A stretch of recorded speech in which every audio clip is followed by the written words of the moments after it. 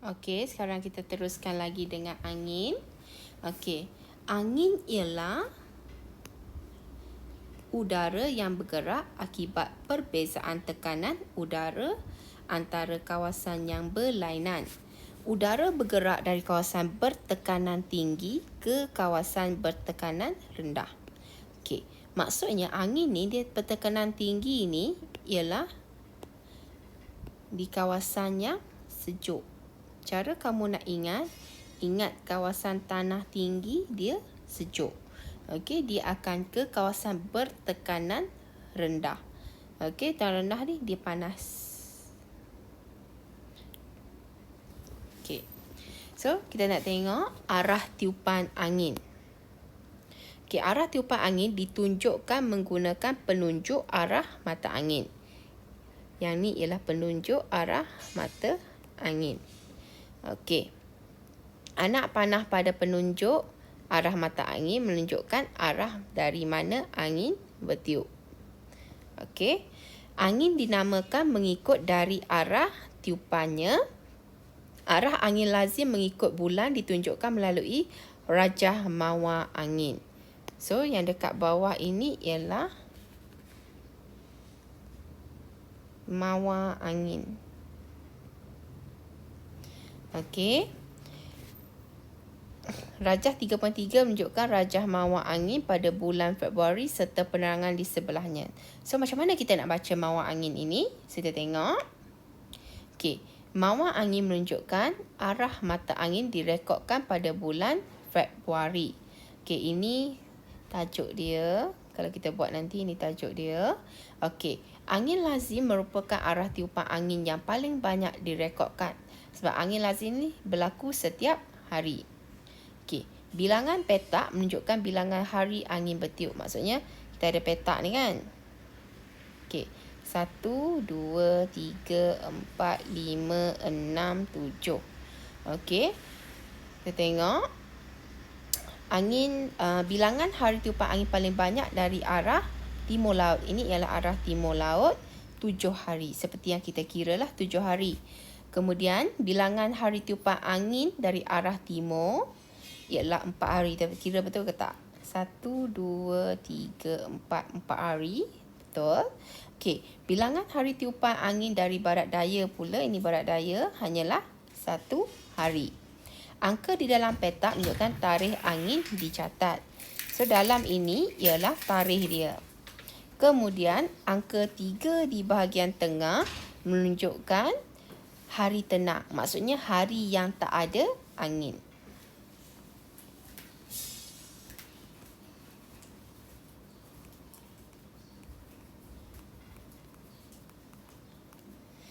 Okey, kita akan tengok halaju angin pula. Jika harap kamu faham macam mana nak baca mawar angin. Untuk halaju angin diukur menggunakan anemometer. Okey, ini ialah anemometer. Anemometer dipasang tinggi di kawasan lapang. Dia pasang tinggi sebab dia tak nak dapat bacaan yang ada gangguan ataupun halangan. Tiupan angin akan memutarkan mangkuk. Ini mangkuknya. Okey, mangkuk membolehkan dai yang dipasang pada anemometer merakam halaju angin. Dia akan berpusing dan dia akan merakam kelajuan angin lah. Kelajuan angin diukur dalam unit kilometer per jam ataupun knot. 1 knot bersamaan dengan 1.85 kilometer per jam. Kelajuan angin juga boleh digambarkan dengan menggunakan skala angin Beaufort. Okey, skala angin Beaufort bermula dari skala 0 hingga 12. Skala 0 kurang daripada 1 km merujuk kepada keadaan angin tenang dengan simbol titik. Okey, ini ialah halaju angin, kelajuan dan ataupun halaju angin melalui skala Beaufort. Dia ada daripada skala 1 sampailah 12. Okey, kamu boleh tengok keadaan bendera, keadaan pokok, keadaan atap rumah. So, pada kelajuan yang angin kelajuan skala ke-7, dia akan memberi masalah ataupun membawa bahaya kepada manusia sebab dia boleh menerbangkan atap rumah. Okey. Nanti kamu boleh baca.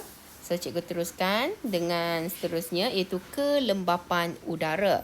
Okey, kelembapan udara kita guna barometer. Kita tengok kelembapan udara ialah, apa itu kelembapan udara? Kelembapan udara ialah jumlah kandungan wap air dalam udara di suatu kawasan tertentu pada satu masa. Disukat dengan unit gram per meter padu. Okey.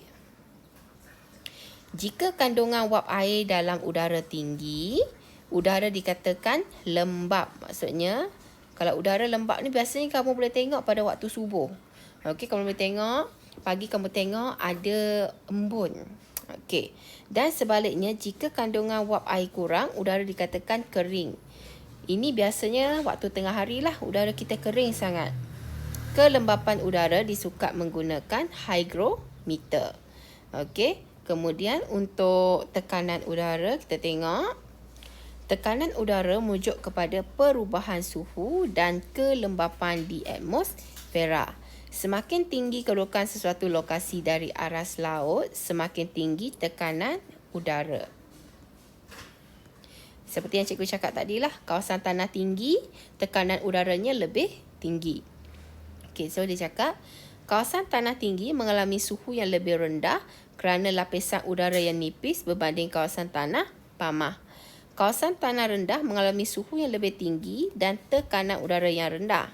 Sebagai contoh, angin monsun timur laut yang bertiup dari bulan November hingga Mac terbentuk kerana perbezaan tekanan udara di hemisfera utara dengan hemisfera selatan.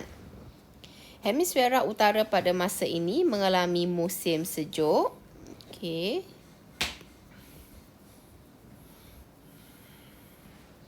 Hemisfera utara, hemisfera selatan. Dia kata pada masa tersebut ialah mengalami musim sejuk.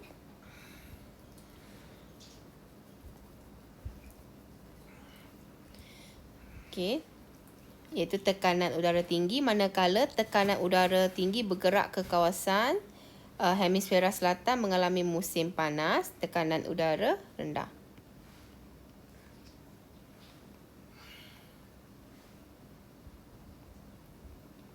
Okey, so di kawasan ini, angin daripada kawasan atas akan bergerak ke bawah. Sebab kat bawah ni tekanan dia rendah. Tekanan udara tinggi bergerak ke kawasan tekanan udara rendah dan membentuk angin monsun timur laut. So, kita Malaysia ada kat area sini. So, kita akan menerima angin monsun timur laut. Tekanan udara diukur dengan menggunakan barometer. Untuk hygrometer, cikgu buat catatan kat sini. Hygrometer untuk kelembapan. Sekejap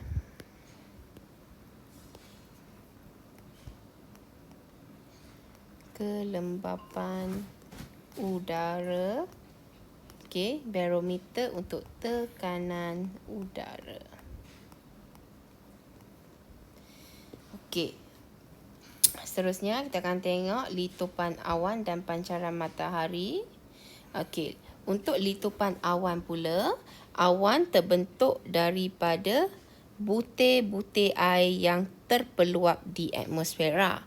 Pemeluapan berlaku apabila udara panas yang syarat dengan wap air naik tinggi ke atmosfera hingga tiba di satu lapisan dengan suhu yang lebih rendah.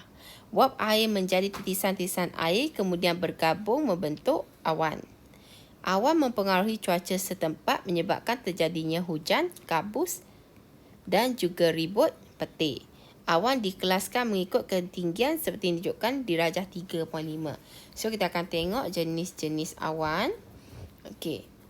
Awan rendah, dia ada pada ketinggian di bawah 6,500 kaki ataupun 2,000 meter. So, awan yang ada di sini ialah awan cumulonimbus, awan stratus, awan stratocumulus, nimbostratus dan cumulus. Okey, pada awan pertengahan pula, iaitu 6,500 kaki hingga 20,000 kaki ataupun 2,000 hingga 6,000 meter, kita ada awan altostratus dan altocumulus. Okey, kalau kamu tengok bentuk awan ni, kamu memang pernah tengok. Okey, kemudian dan kamu tengok yang awan di kawasan tinggi melebihi 20,000 kaki ataupun 6,000 meter ialah awan cirrus, awan cirrostratus dan cirrocumulus. Ini ialah jenis-jenis awan yang kita dapat tengok di ruang atmosfera kita. Seterusnya kita akan tengok ialah pancaran matahari. Okey, matahari memainkan peranan penting dalam mempengaruhi iklim bumi. Matahari dia membekalkan tenaga kepada seluruh alam dalam bentuk gelombang elektromagnet. Sinaran matahari ke bumi dipengaruhi oleh keadaan awan dan perbezaan sudut penerimaan sinar matahari. Okey, so kalau kamu tengok kadang-kadang matahari kita dia dilindung oleh awan. Itu menyebabkan kita mengalami hari yang mendung. So, bila pancaran matahari, dia juga memainkan peranan. Adakah kawasan tu akan hujan atau tidak hujan. Itu ialah unsur-unsur cuaca yang kamu perlu tahu untuk hari ini. Dan kita akan sambung lagi kelas pada minggu hadapan. Untuk aktiviti tu cikgu tak buat lah sebab kamu tak ada alat.